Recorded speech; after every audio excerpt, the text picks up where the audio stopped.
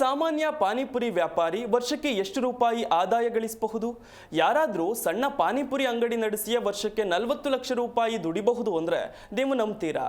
ಇಲ್ಲ ಅಲ್ವಾ? ಆದರೆ ಅಷ್ಟು ದುಡಿಯೋದಕ್ಕಂತೂ ಸಾಧ್ಯವಿದೆ.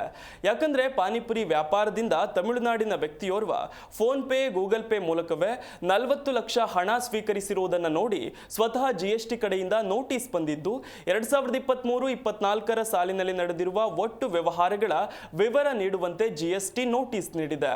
ಅಷ್ಟಕ್ಕೂ ಕಳೆದ ಒಂದು ವರ್ಷದಲ್ಲಿ ಡಿಜಿಟಲ್ ಪೇಮೆಂಟ್ ಮೂಲಕ ಈತ ಒಟ್ಟು 40,11,019 ರೂಪಾಯಿ ಸ್ವೀಕರಿಸಿದ್ದಾರೆ.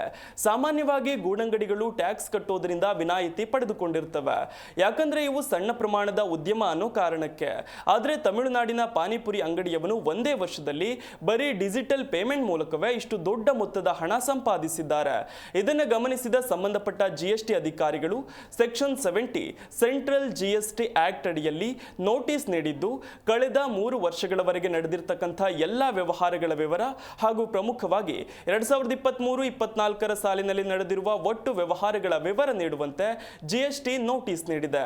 ಸದ್ಯ ಈ ಒಂದು ನೋಟಿಸ್ ಸೋಷಿಯಲ್ ಮೀಡಿಯಾದಲ್ಲಿ ಭಾರಿ ವೈರಲ್ ಆಗಿದ್ದು, ಪಾನಿಪುರಿ ವ್ಯಾಪಾರದಿಂದ ವರ್ಷಕ್ಕೆ 40 ಲಕ್ಷ ರೂಪಾಯಿ ದುಡಿಬಹುದಾ ಅಂತ ಹಲವರು ಅಚ್ಚರಿ ವ್ಯಕ್ತಪಡಿಸುತ್ತಿದ್ದಾರೆ.